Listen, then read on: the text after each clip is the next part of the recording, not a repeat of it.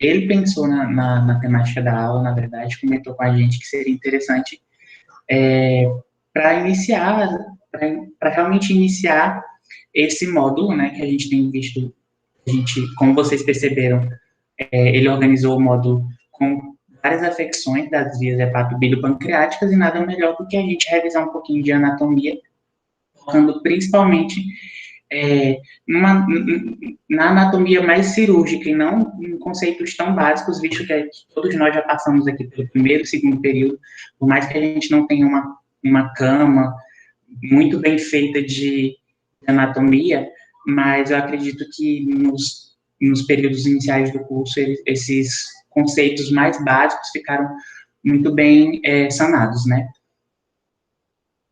Então, eu vou começar falando um pouquinho do fígado, e é sempre importante a gente dar uma introduzida, né? O fígado, ele é o segundo maior órgão do corpo, perdendo só para a pele, e é a maior glândula do corpo humano.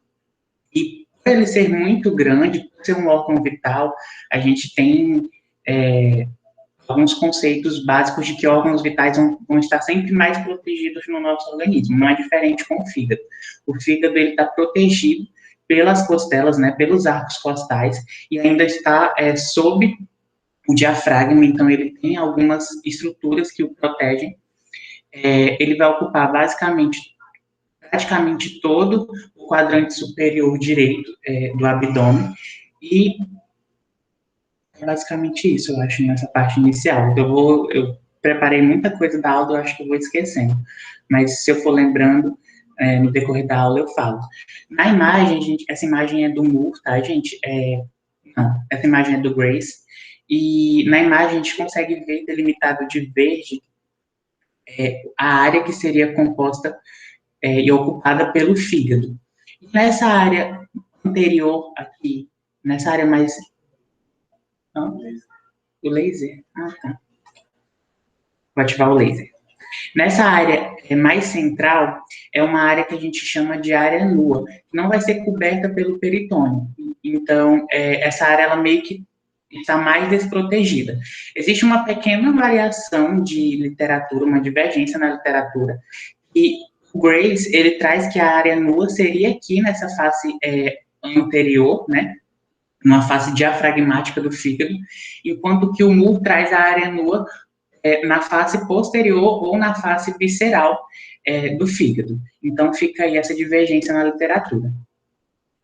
Inicialmente, eu trouxe essa imagem aqui, que também é do Grace, e eu queria passar primeiro para essa imagem aqui. Essa imagem, ela é de um artigo sobre anatomia cirúrgica do fígado, e a gente consegue perceber e a gente consegue lembrar do lobo direito e do lobo esquerdo do fígado. O lobo direito e o lobo esquerdo, eles vão ser separados basicamente pelo ligamento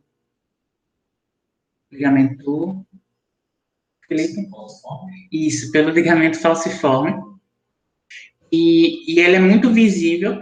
De toda forma, essa separação em lobo direito e lobo esquerdo, ela é uma separação muito mais anatômica do que funcional.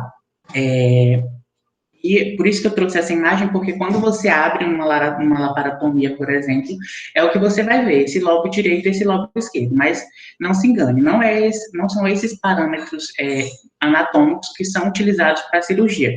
A gente vai ver mais adiante que existem os segmentos, e esses segmentos, eles são divisões muito mais funcionais do que essa divisão em lobo direito e lobo esquerdo. Mas é importante a gente saber dessa anatomia que também é funcional.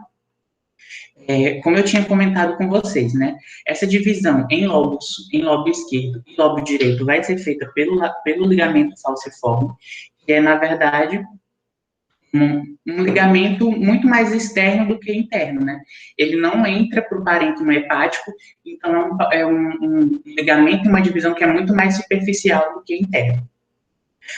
Aqui, nessa visão mais superior, a gente consegue ver que o ligamento falciforme, ele vai ter uma continuidade com os ligamentos coronários. E esses ligamentos coronários, eles recebem esse nome porque eles formam meio que uma coroa na parte superior do fígado. A gente consegue perceber esse conceito aqui de coroa, né? É o que a literatura traz, apesar de não ser muito eu não sei, não parece muito uma coroa, mas enfim, ele está na base, na face superior do fígado, e é por isso que ele recebe esse nome. Os ligamentos coronários, né, o direito e o esquerdo, eles se juntam e eles formam os ligamentos triangular, né, o ligamento triangular esquerdo e o ligamento triangular direito, que aparece aqui, ó. Nada mais é do que a junção dos ligamentos coronários, né, tanto o direito quanto o esquerdo. E aí eles formam esses dois ligamentos, que são os ligamentos triangulares. Deixa eu ver se tem algum outro conceito aqui. Aqui embaixo, a gente tem o ligamento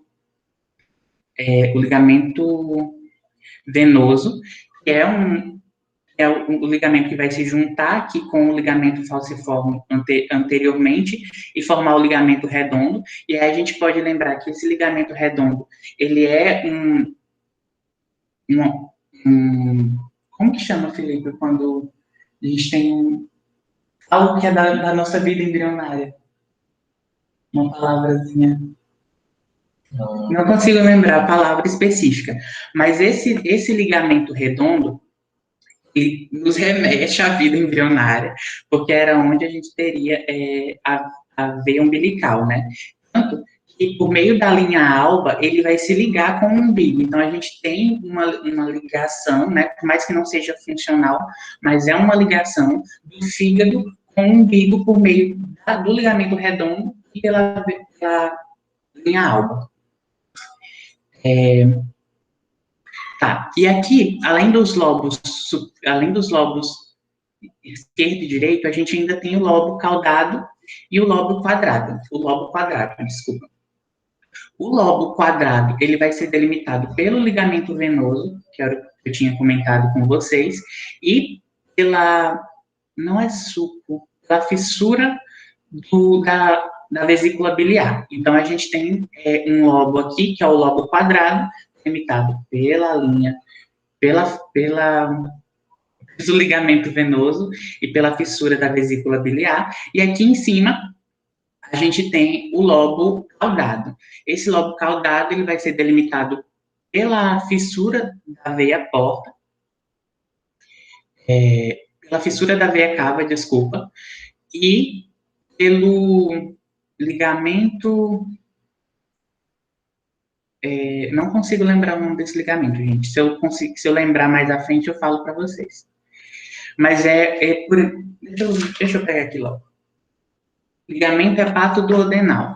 Esse ligamento hepatoduodenal, ele vai ter uma ligação direta com o aumento menor. E aí, se vocês recordarem um pouquinho, o aumento menor, ele vai ser uma prega peritoneal, né, que vai fazer a ligação do fígado com o duodeno, a parte mais proximal do duodeno, e a curvatura menor do estômago. Então, tenho essa estrutura que se liga aqui no fígado por meio desse ligamento hepatoduodenal e faz essa conexão com esses dois outros órgãos, né, que é o duodeno, a parte mais proximal do duodeno, e com o estômago na sua curvatura menor.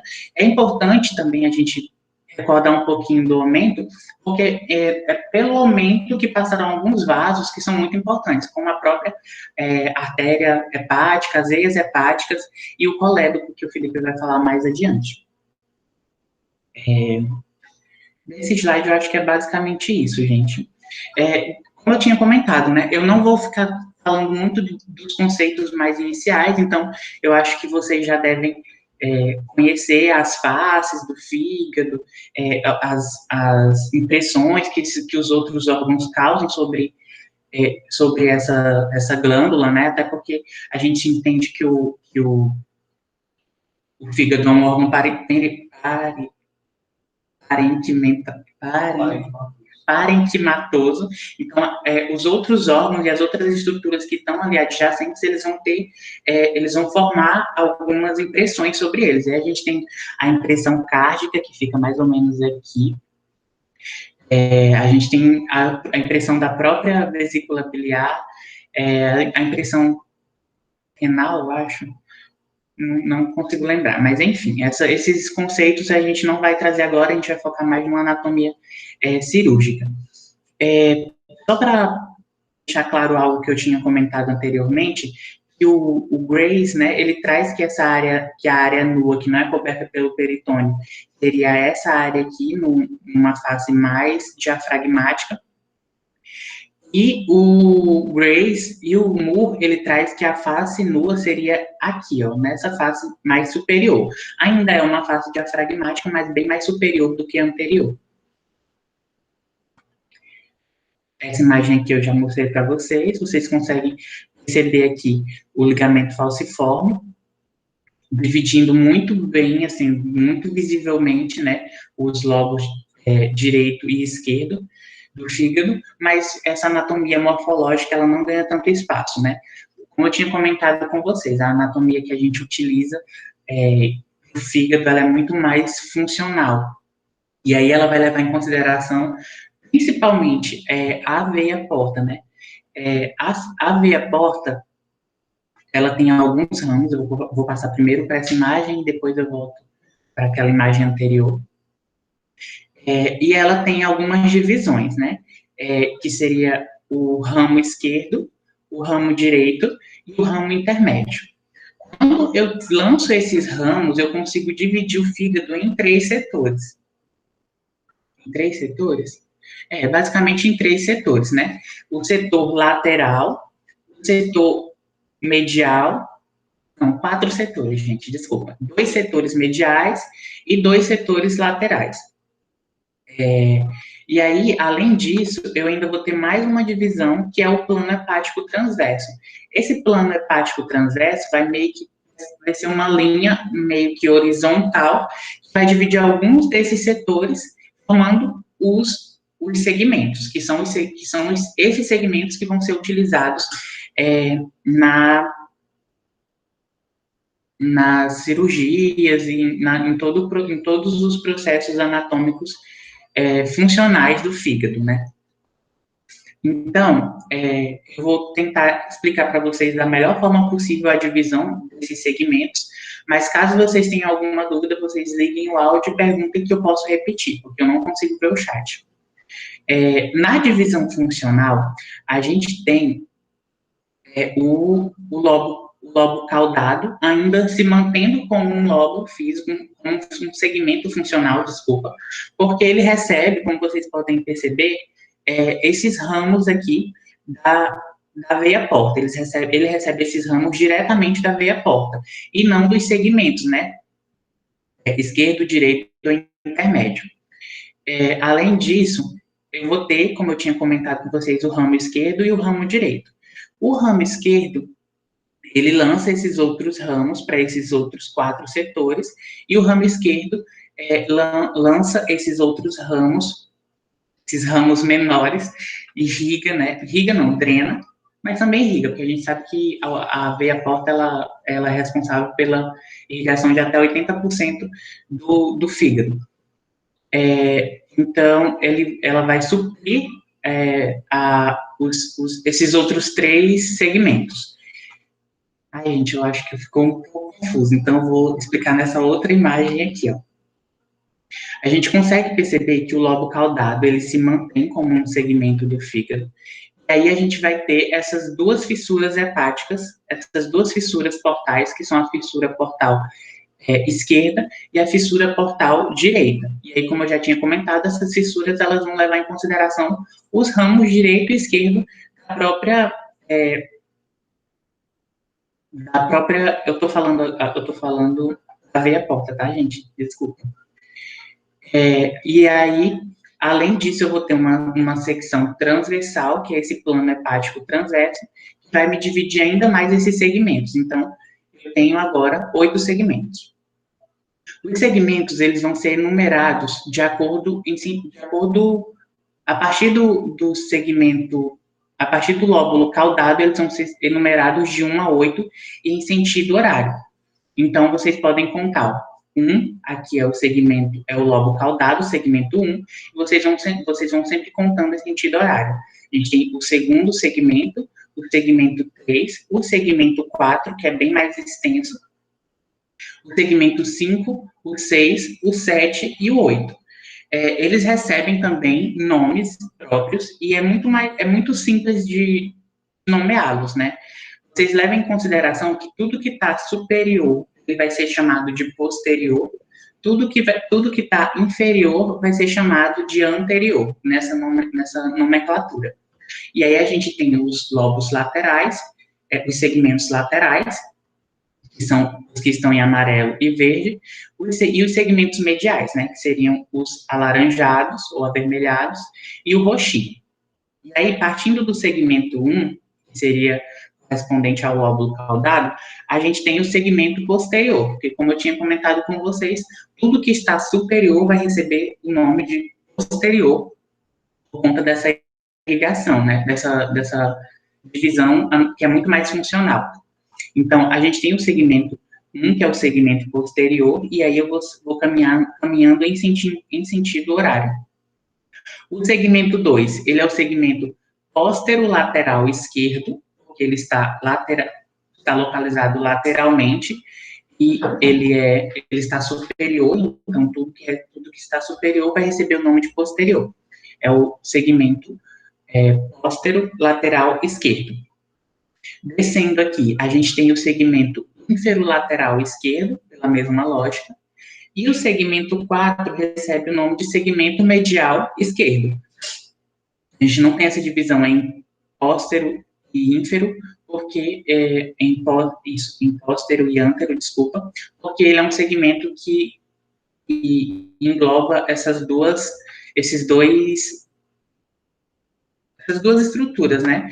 Existem algumas literaturas e alguns profissionais, né? O próprio Dr. Nailton Lira, no estágio da LACITS, ele subdivide o lobo 4 em 4A e 4B. E aí a gente teria um 4A que é mais superior ou posterior e um 4B que seria mais inferior ou anterior.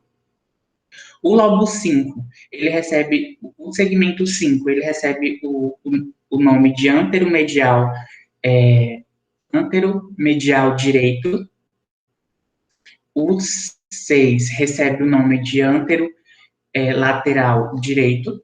E aí segue, né, gente? O 7 vai ser o póstero lateral direito. E por último, a gente tem o 8º segmento, que vai ser o póstero medial direito. Então, é só isso. É bem simples, na verdade, quando você pega esse macete, né? Tudo que está superior vai receber o nome de posterior, tudo que está inferior vai receber o nome de anterior. E aí a gente tem as divisões laterais, os mediais, sendo que o lobo 4, ele não tem uma subdivisão em póstero e ântero. Uma divisão em 4A e 4B, como eu já tinha comentado. E aí a gente consegue ver nessa imagem aqui, uma ressecção cirúrgica, né? E eles fizeram essas demarcações, onde a gente consegue ver a fissura portal direita e a fissura portal esquerda, e aí a gente tem a fissura portal principal também. Então, é como se a gente estivesse vendo essa divisão aqui, em 3. Que agora a gente vê em uma peça cirúrgica. Além disso, como eu tinha comentado com vocês, a gente vai ter mais uma secção aqui, que é a secção transversa. Essa aqui, ó. Plano hepático transverso. Ele vai me dividir ainda mais esses dois segmentos, essas duas seções nos segmentos menores. Como eu tinha comentado com vocês, né, essa divisão dos segmentos, ela é muito mais funcional. E aí, a gente viu essa divisão basicamente caracterizada pelas ramificações da veia porta, mas a gente também tem uma drenagem venosa, né, que é feita pelas veias hepáticas, e essas veias, elas também vão drenar, também vão ter uma divisão na drenagem desses segmentos. A veia hepática direita, ela vai drenar totalmente os segmentos 4 e 6, não, desculpa, 6 e 7, a gente consegue perceber aqui, ó, na a veia hepática direita, fazendo essa drenagem desses dois lobos. E, parcialmente, ela também vai ter alguma participação na drenagem dos segmentos 8 e 5. A veia hepática intermédia, que é essa aqui que está eu estou marcando com o laser, mostrando com o laser, ela vai fazer a drenagem dos segmentos 4, 5 e 8, e aí parcialmente dos 5 e 8, né, como eu já tinha comentado com vocês, porque a veia hepática direita também participa um pouco dessa drenagem. E a veia hepática esquerda vai fazer a drenagem dos dois outros lóbulos, dos dois outros segmentos restantes, né, que seriam o segmento 2 e 3.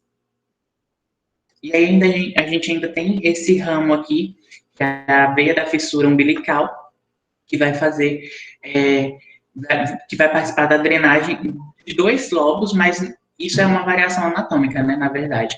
Ela pode participar da drenagem dos lobos 4 e 3, mas de via de regra, o que vocês precisam saber é da veia hepática esquerda, que drena os segmentos 2 e 3, da veia hepática intermédia, que faz a drenagem dos segmentos 4, 5 e 8, e a veia hepática direita faz a drenagem dos segmentos 6 e 7. E aqui a gente tem uma imagem da irrigação arterial, né? Como eu tinha comentado com vocês, o fígado ele recebe esse aporte de forma bem mais expressiva pela própria veia porta, porque a veia porta ela traz esses nutrientes diretamente do sistema digestivo, mais 20% da irrigação, né, dos nutrientes da oxigenação também vai ser feita pela artéria hepática. Então, deixa eu só... acho que é isso. A artéria hepática, ela vai ter uma divisão também em ramos esquerdo e direito, como vocês podem ver aqui, a artéria hepática. Aqui a gente tem a artéria hepática comum, e a artéria hepática ela vai liberar alguns ramos, que é a artéria gástrica direita e a artéria gastroduodenal, e aí elas vão tanto para o duodeno quanto para o estômago, e ela segue como artéria própria, após essas duas ramificações. A artéria própria vai ter uma bifurcação em artéria hepática esquerda e artéria hepática direita. A artéria hepática esquerda vai ser responsável por irrigar os esses três segmentos que estão demarcados aqui na imagem, 2, 3 e 4, e a artéria hepática direita vai liberar um ramo aqui para irrigar a vesícula biliar, que é a artéria cística, e vai liberar ramos para os outros segmentos, para os demais segmentos, sempre seguindo aquela ordem de divisão funcional que eu já tinha comentado com vocês. Aí a gente tinha um ramo para o lobo caudado, né, que seria o segmento 1, o segmento 5, 6, 7 e 8. Deu para entender? Deu? Tá. Essa imagem aqui é uma imagem de uma TC, que mostra basicamente as veias, a gente consegue ver. Vou só pegar aqui a descrição da imagem.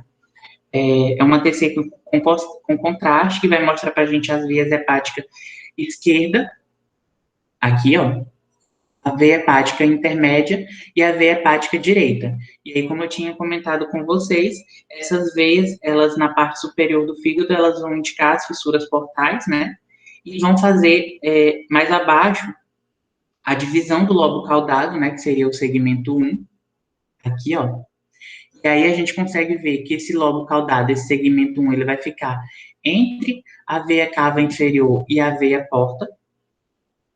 E o ramo esquerdo da veia porta, que está marcado aqui por essa seta, por esse tracejado, ele vai separar o segmento 2 e o segmento 3 inferiormente. Então, a gente tem aqui essa veia, esse ramo da veia porta, né, a veia porta esquerda, separando o que seria o segmento 2 do fígado, superiormente, do segmento 3 do fígado, mais inferiormente.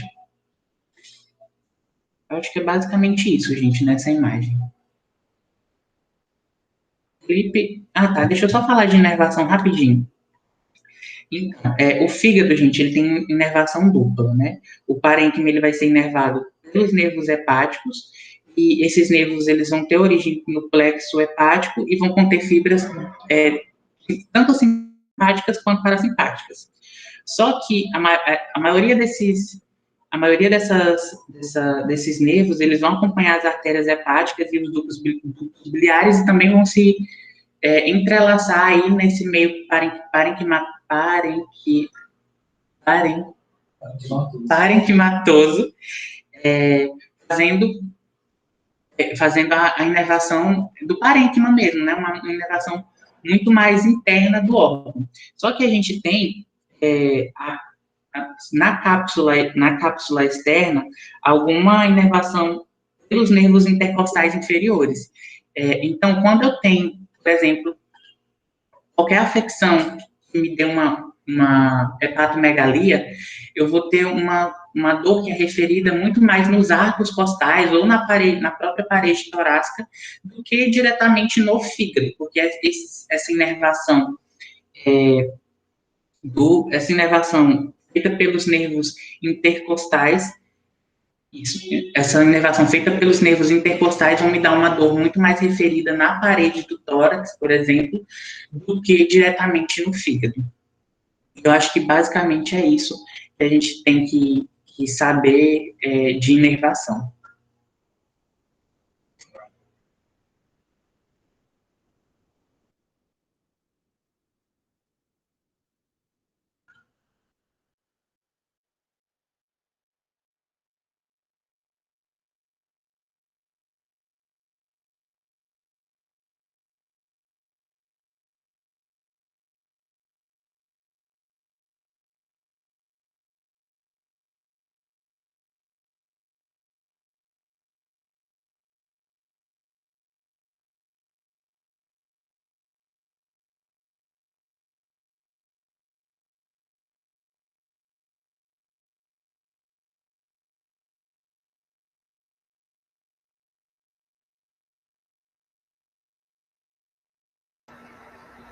Pessoal, vamos dar continuidade agora. Nós vamos agora acompanhar tanto vesícula biliar e árvore biliar, quanto também o pâncreas, tá?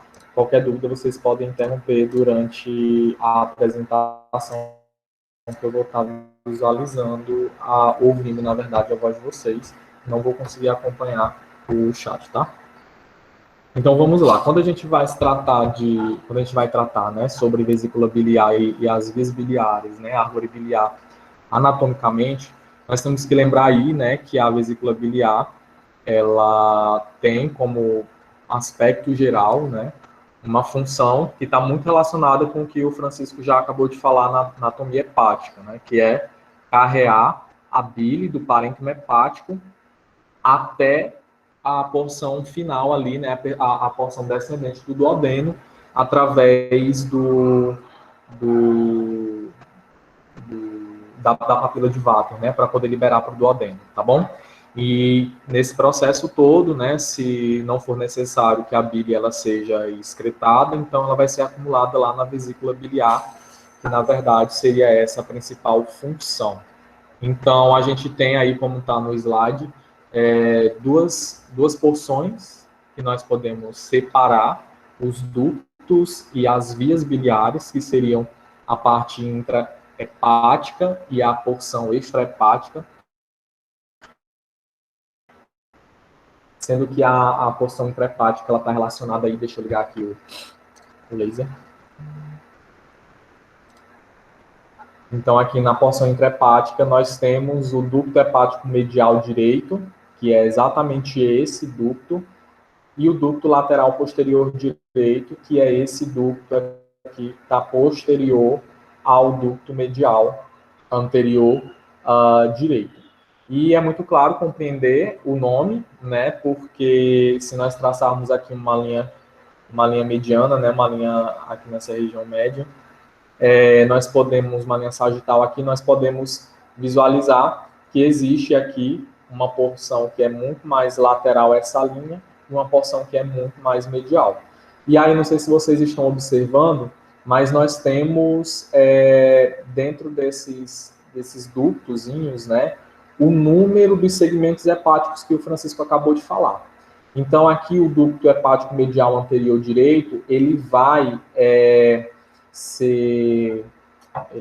como é que eu posso dizer?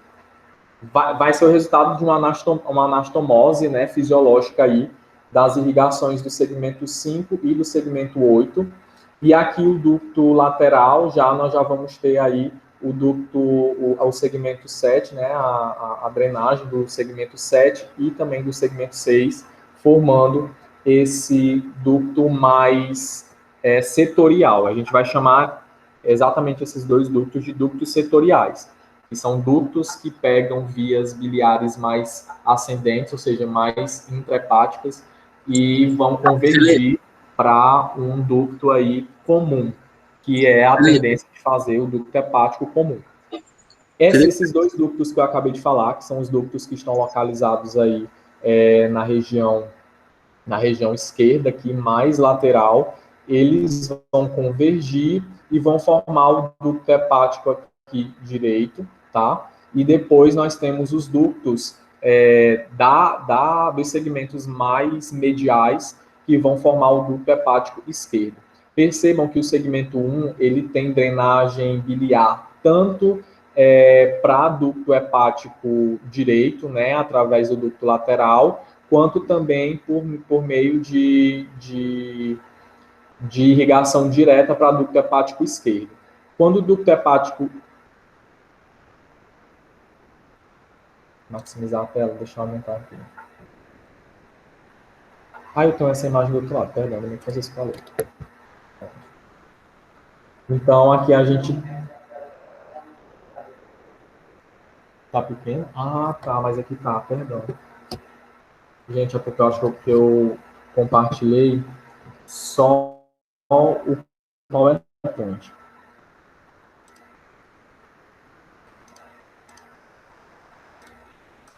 Foi? Foi não, né? Felipe, ainda não. Tenta sair da apresentação e entrar de novo.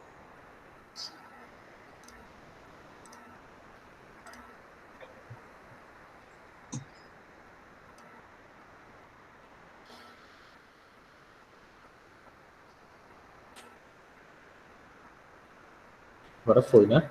Foi, agora sim. Beleza. Então, voltando ao que eu estava falando, nós temos essas convergências, né? Então, estava exatamente falando aqui de ducto hepático direito e ducto hepático esquerdo, que vão convergir para formar o ducto hepático comum, tá bom? O ducto hepático comum, ele só vai ser nominado dessa forma até ele encontrar o ducto cístico, que sai aqui diretamente da região de infundíbulo e colo da vesícula biliar. Então, a partir do momento que o ducto hepático encontra o ducto cístico, ele já vai ser chamado, nessa porção aqui mais inferior, de ducto colédoco. Então, isso é importante de a gente não esquecer. A altura que está localizado a nomenclatura anatômica para ser chamado de ducto colédoco consiste justamente nessa junção de ducto hepático comum com ducto cístico. E aí a gente tem aí geralmente, né, o Grace, a anatomia de Gray traz que esse tamanho aqui é de 5 a 8 centímetros, né? Mas a gente sabe que existem várias variantes, principalmente variantes aí de ducto cístico, né? Então, é muito importante depois, caso vocês queiram aprofundar, conhecer essas variantes. Acaba sendo detalhe para a aula, mas não é detalhe para a cirurgia, porque para a cirurgia é necessário você conhecer anatomicamente as variações para poder abordar corretamente, principalmente nessa área aqui, que é uma área que daqui a pouco nós iremos falar muito importante para, por exemplo, fazer colecistectomia, tá? Aqui também nós vamos ter as porções do ducto colédoco. Então, o ducto colédoco, ele está aí numa região que ele fica anterior à veia porta, aqui, como vocês estão vendo aqui de azul atrás, e ele também fica lateralizado com a artéria hepática e também com a artéria gastroduodenal, principalmente aqui na porção retroduodenal. Então, ele está anterior à veia porta, aqui de azul, e ele acaba estando numa região posterior às porções do duodeno, né? A primeira, segunda e terceira porção. É por isso que aqui em cima a gente tem uma parte que está supraduodenal, ou seja, está um pouco acima realmente da porção descendente do duodeno, mas aqui ela já fica atrás do duodeno, então nós temos a porção retroduodenal, e logo aqui nós temos a parte retropancreática do ducto colédoco, que fica localizado justamente na área de encontro aqui, ó, com o ducto de Wirsung, que é o ducto pancreático, tá bom?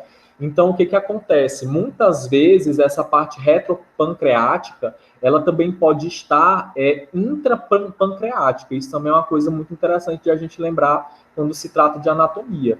Porque, apesar de não ser uma variante, vamos dizer assim, que comum, mas acaba que existe uma certa porcentagem de pacientes que vão apresentar essa região já dentro do ducto colédoco, dentro da porção pancreática, especialmente aí de cabeça e de pâncreas. Isso não é legal, por quê? Porque às vezes eu tenho um paciente aí que está fazendo uma colecistite, vamos supor, e uma colangite, perdão, e aí a colangite pode fazer inflamação direta para a cabeça de pâncreas, e aí isso não é interessante para a histologia pancreática, tá? E aí essa porçãozinha aqui, esse bulbozinho que a gente está visualizando é exatamente o encontro do ducto colédoco com o ducto de Wirsung, que é a ampola hepatopancreática, né? Então, aqui nós temos uma porção muito importante que diz respeito principalmente à neoplasia, né? Quando a gente tem, por exemplo, aí neoplasia de ampola, né?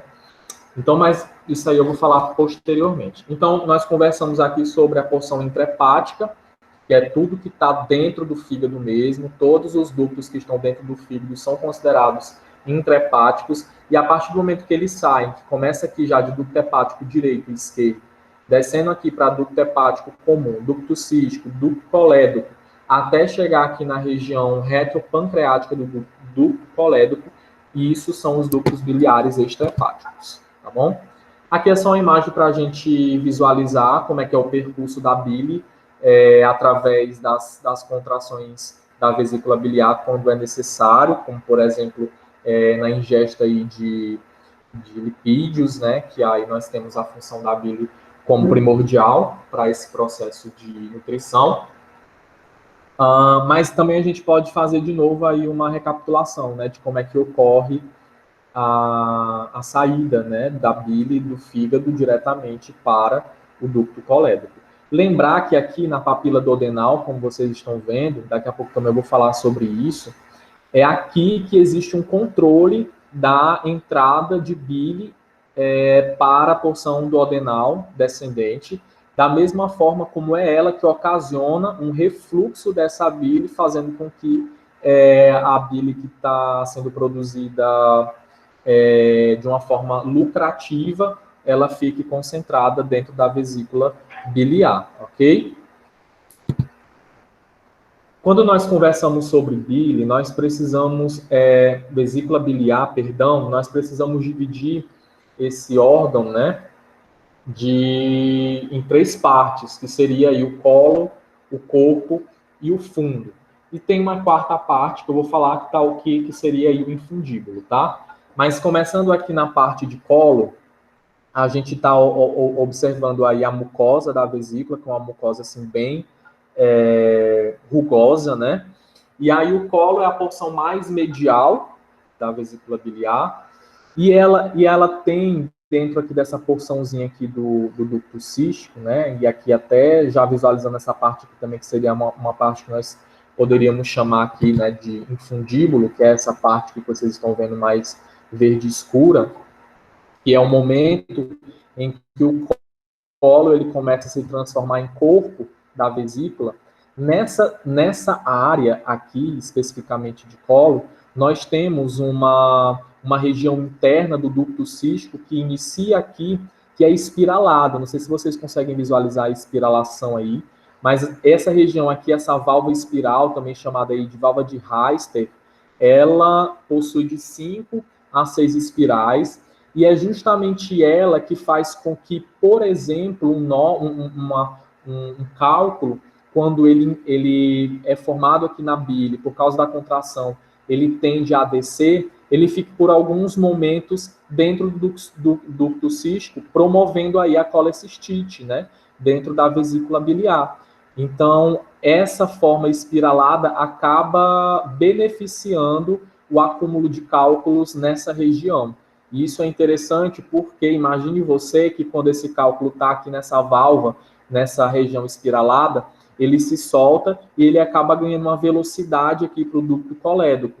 Então, pode acontecer, né, desse cálculo, ou ele impactar em ducto colédoco, ou mesmo ele descer em direção aí à porção de junção aqui, né, nesse bulbo, nessa região de ampola hepatopancreática, se localizar aqui, ou até mesmo passar pelo duodeno, ocasionando aí dor, ou até mesmo impactação e até mesmo pancreatite. Tá? Aqui é uma coisa muito interessante aqui nessa ultrassonografia que a gente pode visualizar. Às vezes você pede a ultrassonografia e acaba visualizando esse septo aqui, que parece um septo quando você vai ver, por exemplo, um exame de imagem cardíaco, né?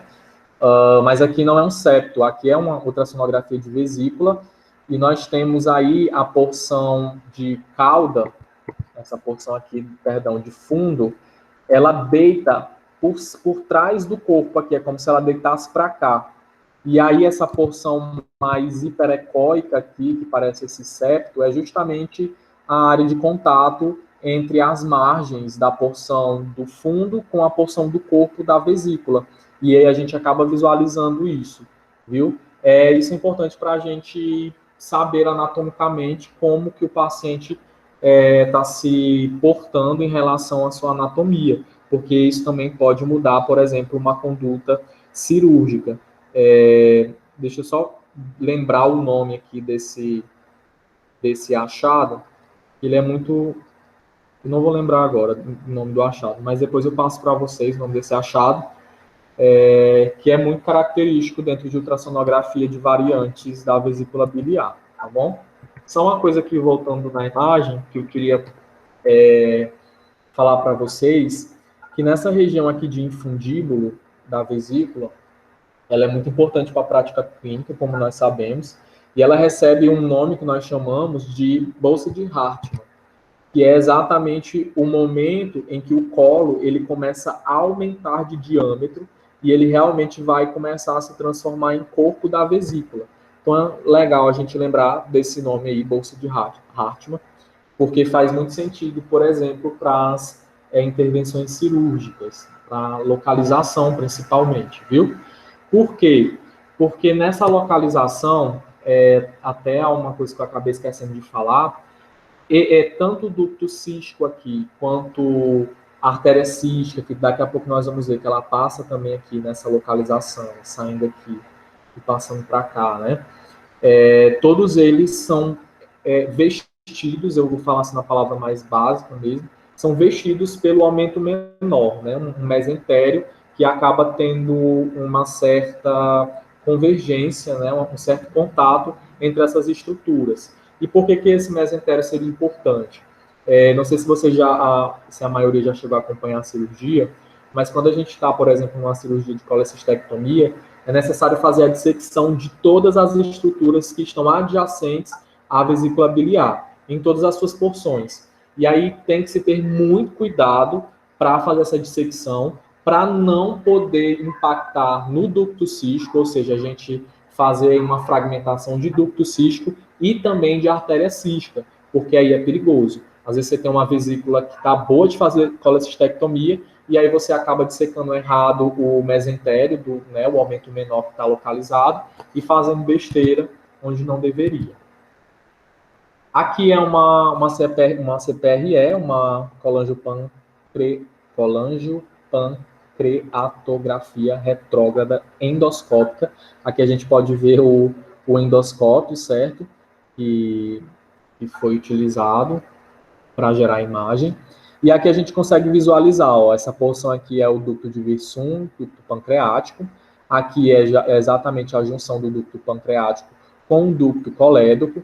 Aqui nós temos a porção retropancreática. Aqui nós temos a porção retroduodenal. Aqui a porção supraduodenal. O duodeno deve estar aqui nessa região, tá? E aqui nós temos o ducto cístico. O ducto cístico aqui nessa região. Então, acima nós temos o ducto hepático comum. E aqui nós temos saindo, ó, não sei se vocês conseguem visualizar esses ductozinhos que estão um pouquinho mais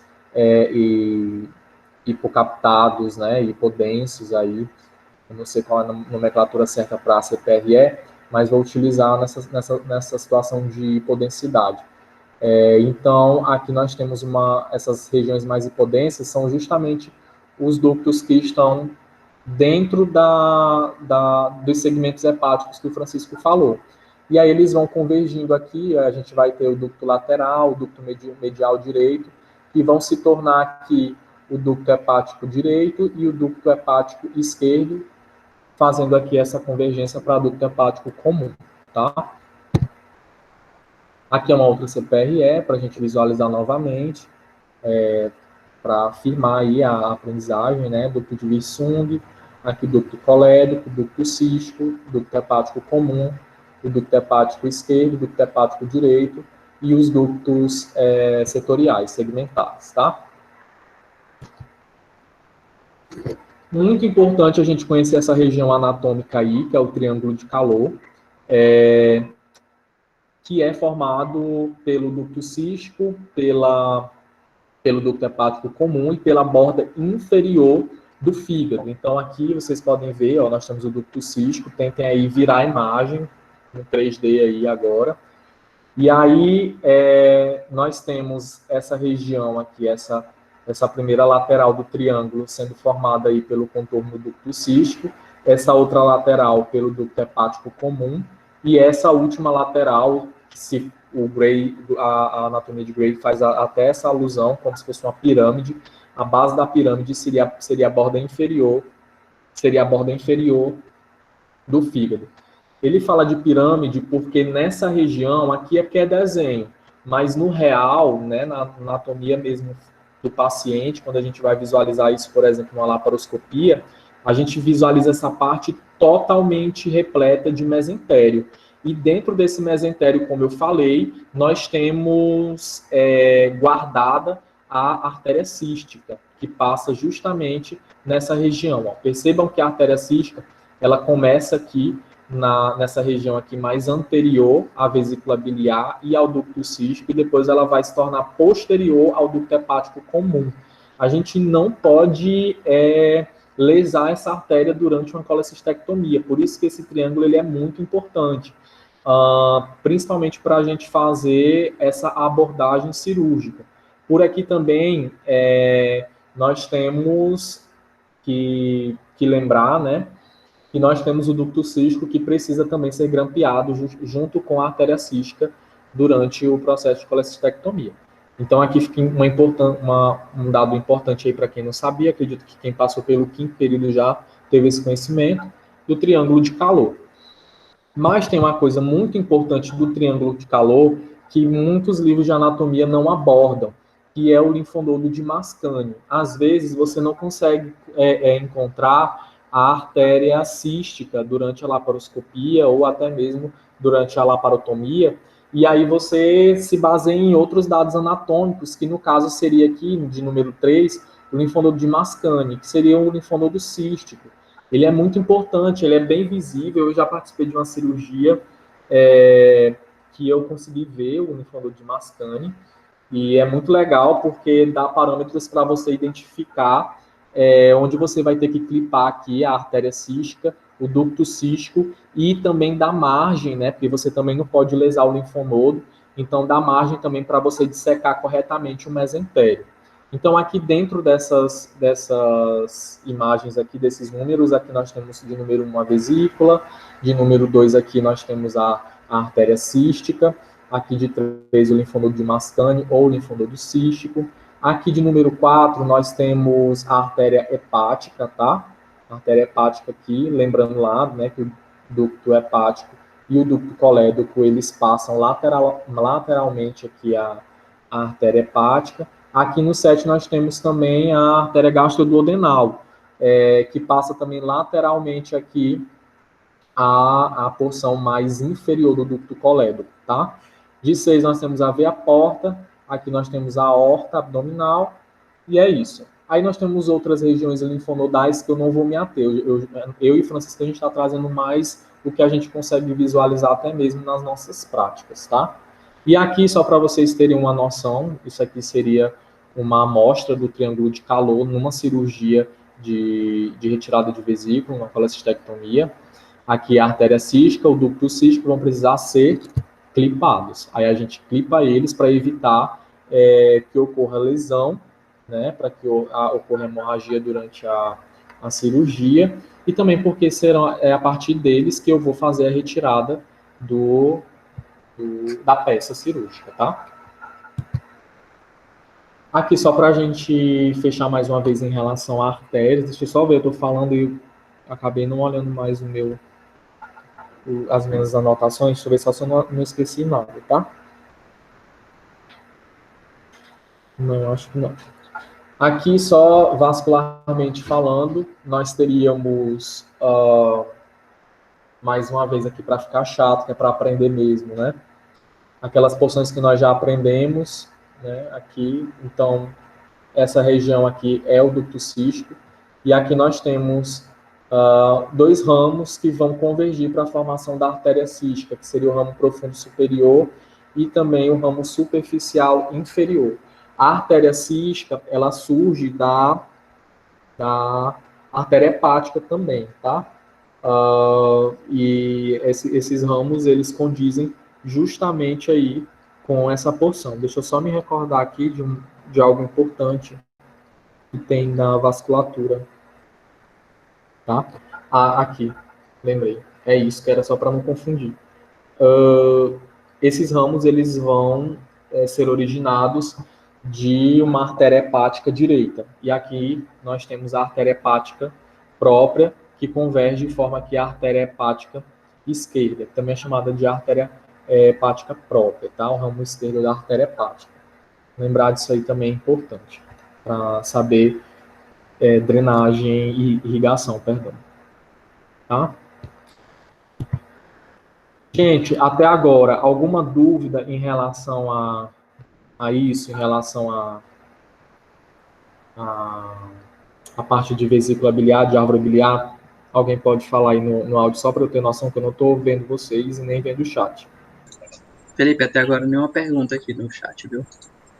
Felipe, tu pode repetir aquela parte da ultrassom da vesícula, que tem aquele achado? O que é mesmo? Perdão, gente, meu áudio estava desligado, gente, foi mal, tá? Eu vi aqui a Camila falando. Camila levantou a mão? Oi? Tu levantou a mão? Foi. Eu perguntei.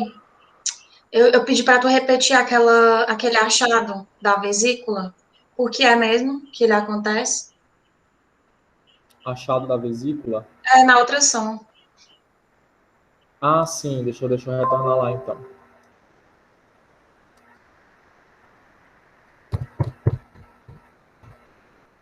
Esse aqui, né?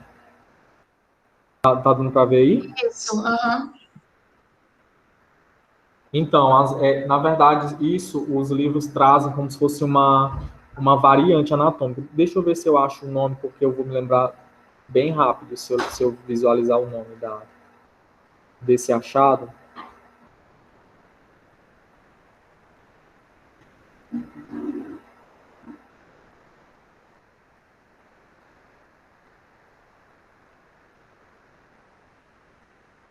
Muito engraçado, realmente não estou achando. Não lembro o nome do achado, tá? mas depois eu passo para vocês. Mas porque, vamos lembrar aqui, ó, deixa eu dar uma volta aqui. O fundo da vesícula, ele é a única porção que sai um pouquinho para fora, que toca mais a região de abdômen ali anterior. O fundo da vesícula, ele faz exatamente isso. A porção de corpo e a porção de colo, eles ficam a mais uma região inferior hepática, ali mais retroduodenal mesmo. Mas o fundo não, ele tende a sair. Então, como ele sai, às vezes, pela própria pressão ali como eu posso dizer, a própria pressão da região abdominal, em alguns pacientes, isso pode surgir fisiologicamente mesmo, né, com o desenvolvimento da infância em direção à vida adulta, pode fazer um processo mesmo de deitar mesmo. O fundo, ele deita para dentro, assim. Não sei se está dando para ver minha mão aí, mas ele realmente fica deitado aqui. Aí essa porção aqui das margens, né, de colo e fundo se tocam e vão fazer essa região hiperecogênica aqui. Então, aqui, por exemplo, a gente consegue visualizar o fundo e o corpo deitado um sobre o outro, e aqui a porção abdominal. Eu não lembro o nome do achado, não lembro mais o nome do achado, mas tem, eu vou passar para vocês. E é exatamente isso que é o achado, para a gente ter percepção, para não errar, olhar, às vezes, a ultrassonografia da vesícula e achar que isso aqui é um septo dentro da vesícula, e não é. É uma variante anatômica. É só para a gente, eu trouxe essa imagem justamente para a gente, enquanto ligantes da gastroliga, se a gente um dia chegar a visualizar isso, já saber que isso não é um septo. Isso é apenas uma região de fundo vesicular deitado sobre o corpo vesicular, curvado sobre o corpo vesicular, entendeu? Até porque, lembrando, isso que é até bom a Camila ter falado, que eu acabei lembrando, essa porção aqui do fundo da vesícula, como ela é uma região que toca mais ali o abdômen, né? É exatamente aqui que nós temos o sinal de Murphy com maior precisão, porque o fundo ele está localizado ali na nona cartilagem costal, né? Ali na borda lateral do músculo reto, no encontro em intersecção, né, com a margem costal. Esse é o melhor lugar para você fazer a palpação vesicular, né, fazer o sinal para investigar o sinal de Murphy. Então, você faz aqui na região direita, aqui, convergindo com a margem costal, e a região lateral do músculo reto, é exatamente aqui que eu faço a melhor palpação para sinal de Murphy. Justamente porque o fundo ele está localizado fora da região hepática. Isso vai variar conforme o indivíduo, tá? E tem gente que tem o fundo mais inferohepática, e tem gente que tem mais extrahepática. Deu para entender, Camila? Pode abrir o áudio, porque eu não estou vendo. Obrigada. Felipe, essa alteração é aquela barrete frígio? Exato, perfeito. É exatamente isso. Que pode ser chamado também de gorro de frígio. Perfeito. Quem foi que falou? Eu, Silmar. É exatamente isso, Silmar. Gente, é exatamente esse o achado. É o gorro de frígio ou barrete de frígio, tá? Quando vocês visualizarem essa imagem, é isso que vocês vão ver. E parece mesmo um gorro, né? O barrete eu não sei o que é, mas o gorro parece. Eu não sei o que é um barrete. Perdão para quem sabe, né? Vamos passar aqui, gente. Alguma dúvida ainda em relação a vias biliares? Pode perguntar. Senão eu passo para pâncreas logo. Ou então pode botar no chat que depois a gente vai respondendo. Vou passar para pâncreas, tá? Em relação ao pâncreas, é aquele órgãozinho rosa, né, que a gente conhece, que ele está exatamente quando a gente visualiza, mesmo na cirurgia, ele tem exatamente essa coloração, que já é diferente da vesícula, né? A vesícula a gente vê ela muito verde nos livros, mas ela tem uma coloração ali azul acinzentada, chega a brilhar, você consegue identificar com muita facilidade. E aí nós temos o pâncreas. O pâncreas também tem uma subdivisão, então a gente divide o pâncreas em cabeça, colo, corpo e cauda, tá? E nós temos também o processo uncinado do pâncreas, que ele já tem uma origem embriológica diferente das demais porções do pâncreas. E essas porções que nós conhecemos, elas têm uma certa também diferença, né? Não tão significativa, mas elas possuem uma diferença histológica que não é tão importante, mas que existe, né? Que é sempre importante a gente ter isso em mente. Ele tem aí um tamanho de 12 a 15 centímetros. Em relação à localização, o que é interessante de perceber, isso até lembrando da aula de pancreatite lá do Thiago, que ele deu, e também das demais patologias que acometem o pâncreas, ele é um órgão retoperitoneal que ele tem uma localização que inicia aí na porção posterior, inferior da primeira, segunda e terceira porção do adenal, e ele vai ligeiramente ascendendo e fazendo uma localização transversal aí em direção tanto ao rim quanto também ao baço. Então, lá na região mais posterior da localização pancreática, nós temos a cauda do pâncreas, que está justamente em contato direto com o baço, e nós temos já uma porção aí mais anterior, que é na cabeça, que está muito mais em contato com todas as demais regiões que nós encontramos, ok? Aí nós temos aqui a veia cava inferior, ducto cístico aqui passando na sua porção retroduodenal e retropancreática, tá? Nós temos aqui o duodeno, ducto pancreático acessório, veia mesentérica superior, a ampola pancreática, aqui já saindo para a papila de Vater. Aqui eu já vou fazer uma parada, vamos fazer uma diferenciação aí, né? A ampola hepatopancreática ou a ampola de Vater não é a mesma coisa que a papila de Vater. A ampola de Vater ou a hepatopancreática, o mesmo nome, é a união do ducto cístico, do ducto colédoco, perdão, com o ducto pancreático, o ducto de Wirsung, e isso é a ampola hepatopancreática. Já a papila de Vater se refere à musculatura. Então, o músculo esfíncter da papila de Vater é o que nós vamos poder chamar, né, de papila, que é justamente o que nós fazemos para acessar a região de ducto colédoco quando a gente faz a CPRE. Na CPRE, a gente faz uma esfincterectomia para que o ducto ele abra, né, o músculo ele contraia, e aí eu possa acessar essa região, ok? E é também conhecida como a papila maior do duodeno. A papila menor do duodeno já é um ducto mais acessório do pâncreas, que seria a papila de Santorini, tá? Então, papila maior é a papila de Vater e a papila menor é a papila de Santorini.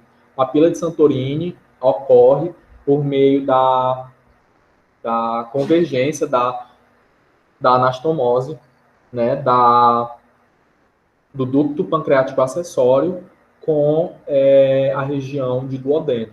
Lembrando que nem todos possuem o ducto pancreático acessório, tá bom? Aqui mais uma imagem para a gente analisar. Olha aqui, nós temos aqui a papila duodenal. Essa aqui seria a papila maior, tá?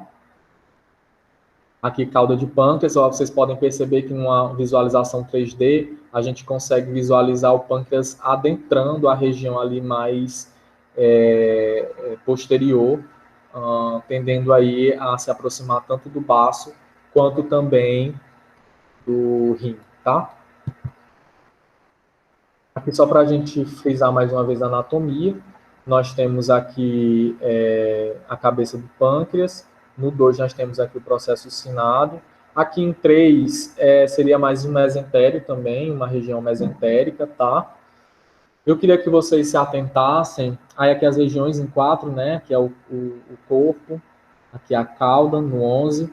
Eu queria que vocês se atentassem para uma situação. Deixa eu ver se eu tenho essa imagem aqui, pronto. Como o pâncreas, ele está em contato com outras estruturas, como, por exemplo, o estômago, né? O jejum, principalmente ali na porção ali da flexura esplênica, na flexura esplênica ali também ali do intestino grosso.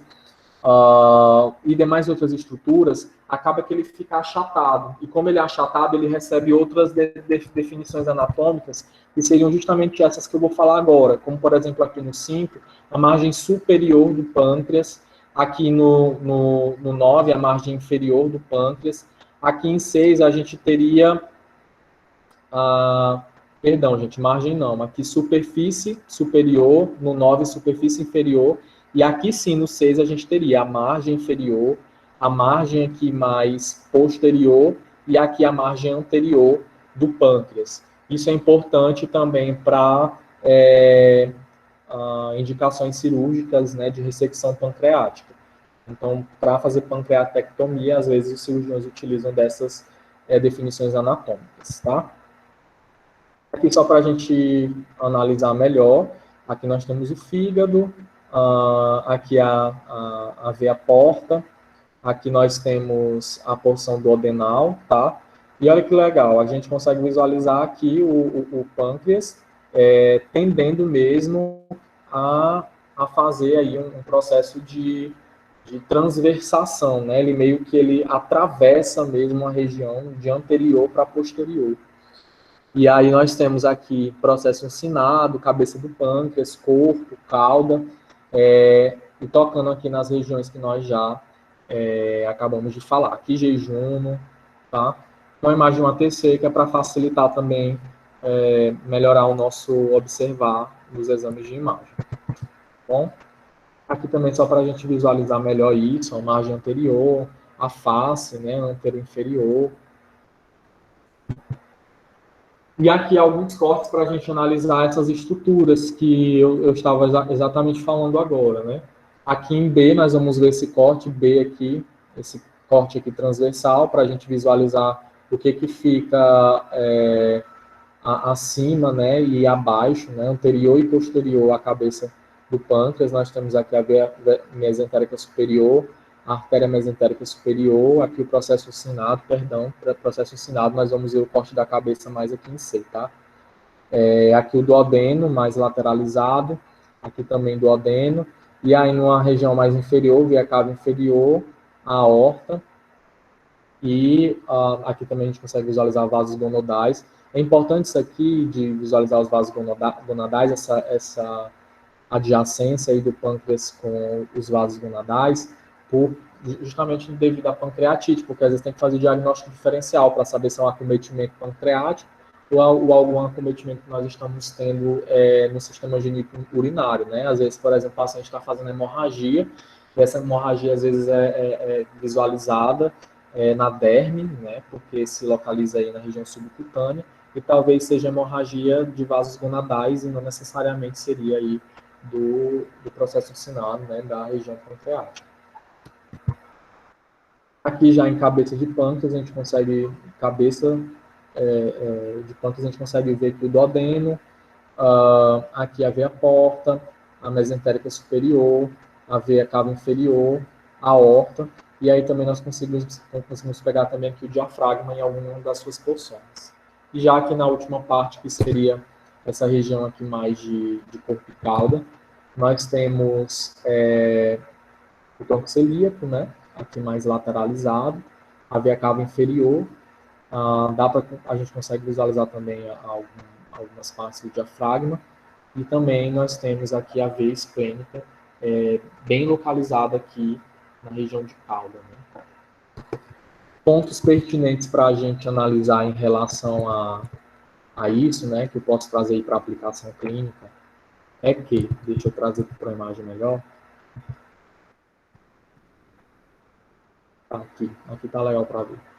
Aqui, ó, de roxo, né, vocês estão vendo o roxo aí, seria o baço, né, e a cauda, aqui nós temos a cauda com uma adjacência muito íntima com as artérias esplênicas. Então, às vezes, o pâncreas ele pode sofrer com alguma hemorragia esplênica, e isso pode levar o paciente a fazer destruição de tecido pancreático e ocasionar aí necrose ou fibrose e comprometer o funcionamento pancreático, tá? Então, essa região aqui ela é muito importante. A região de processo ensinado tem uma peculiaridade. Quando a gente vai estudar, por exemplo, o câncer de pâncreas, o câncer de cabeça de pâncreas, ele é bem mais maligno. Então, bem mais maligno, ele tem o maior grau de malignidade. Então, a ressecção dele é complicada. Então, é irressecável. Mas o processo ensinado, se ele chegar a fazer uma neoplasia, ele acaba não dando tanta repercussão no paciente quanto ele daria aqui em cabeça de pâncreas, tá? Isso é interessante perceber. No entanto, ele vai comprimir duodeno. Então, se ele vai comprimir duodeno, o paciente com certeza vai ter disfunções gastrointestinais importantes que, às vezes, é necessário a gente fazer uma conduta correta.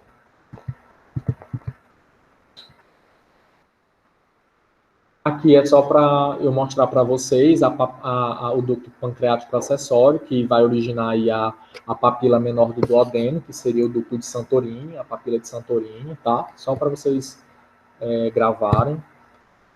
Aqui eu trouxe algumas percentagens, né? Então, de 65% a 75% dos tumores de cabeça e processo uncinado, eles acabam aí sendo malignos, ok? Aqui de 15% corpo e cauda, 30% são multicêntricos, ou seja, em diferentes lugares, e 20% ocorre em todo o tecido pancreático. E aqui, só por título de curiosidade, quando a gente vai estudar câncer de pâncreas, nós analisamos a irrigação arterial do pâncreas, né? Então, aquilo que eu mostrei para vocês, aqueles 3 cortes lá, esses 3 cortes, eles são importantes justamente para a gente visualizar isso. Então, quando eu tenho um envolvimento aí de mais de 180 graus de tronco celíaco, artéria hepática ou artéria mesentérica superior, esse paciente na TC, ele infelizmente não vai poder ressecar a neoplasia. Então, isso é um sinal de certeza para a irressecabilidade de pâncreas. E aí nós temos também os sinais borderline, que no caso o paciente ele entraria aí com uma terapia neoadjuvante, uma radioterapia ou uma quimioterapia, se ele tivesse um envolvimento menor que 180 do tronco celíaco, da artéria hepática ou da artéria mesentérica superior. E aqui também entra o envolvimento das veias, principalmente a porta e a mesentérica superior, que é como eu mostrei aqui para vocês, deixa eu ver aqui na porção pronta, aqui de cabeça, para visualizar melhor. Tá, mas aqui dá para ver. Aqui seria o corte mais de cabeça e processo uncinado, e aí vocês percebem, ó, veia mesentérica superior, artéria mesentérica superior, existe muita intimidade do pâncreas com essas regiões de irrigação arterial e venosa, e isso pode fazer o paciente a ter metástase, então isso não é interessante. Então a gente acaba ficando ligado se houver envolvimento venoso, ou também se tiver envolvimento direto de artéria, ok? Aqui é só para a gente visualizar a irrigação mais propriamente dita. Nós temos aqui o tronco celíaco e a artéria hepática, que são justamente as que estão lá naqueles critérios de irressecabilidade, bem como também a mesentérica superior aqui, ó, existe um contato muito próximo, tá? Aqui vê a mesentérica superior também, então para a gente visualizar a relação que é muito próxima, certo? E a gente finaliza, ok? Aí eu queria trazer para vocês agora, deixa eu abrir aqui.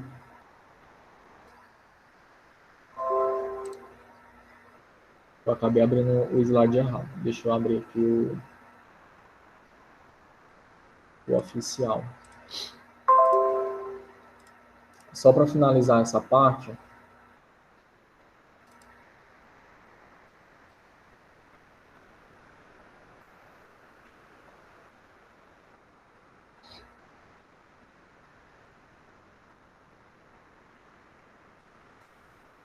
esses sinais clássicos que nós conhecemos, né, que são os sinais de Gray-Turner e também o sinal de Cullen, que é só para a gente compreender anatomicamente o que ocorre. Então, Vocês lembram que eu falei que o pâncreas, ele fica ali numa região mais atravessada mesmo, desde ali a região posterior da porção descendente do duodeno, até chegar em região ali esplênica, ele fica bem atravessado. Então, se eu tenho uma pancreatite, por exemplo, ou mais precisamente uma necrose, né, uma necrohemorragia pancreática, o sangramento, ele vai, né, o líquido, né, o sangue que está extravasando ali, principalmente de alguma lesão que ocorreu próximo das artérias, principalmente de artéria ali hepática, de artéria mesentérica superior também, vai ser drenado para os flancos, porque o pâncreas está justamente localizado numa região de vestimenta, né, do mesentério, que proporciona essa drenagem para os flancos. E aí nós vamos ter o paciente fazendo aí dentro de 24 horas, né, nós não vamos ver isso de rápido, né, mas dentro aí de 24 horas ou 48 horas o paciente vai fazer essa hemorragia em flancos, que é o sinal de Gray Turner, que é patognomônico de necrohemorragia pancreática. E também nós vamos ter o sinal de Cullen, que é essa equimose aqui mais periumbilical, que aqui já vai ocorrer de uma outra forma. O sangramento ele tende a se anteriorizar e aí ele vai se direcionar para a região subcutânea através do ligamento falciforme que o Francisco falou lá no início, na região de fígado, né, na região hepática. E aí ele vai ter esse sangramento aí que vai consistir no sinal de Cullen, né? Então, é importante a gente ter essa noção. E para finalizar, nós sabemos que uma das principais dores do paciente com pancreatite é a dor em faixa, ou também uma dor que é mal localizada, justamente por causa do plexo celíaco, né? Tanto o plexo mesentérico quanto o plexo celíaco, que vão inervar essa região, vão caracterizar essa dor mal referida, né? Uma dor que não consegue ser localizada de início e que por isso tende a ser em faixa, né? Então, acho que a gente finaliza aqui. Isso é o que nós precisamos saber, assim, eu acho que melhor para a prática, tá? Mas se vocês tiverem alguma dúvida,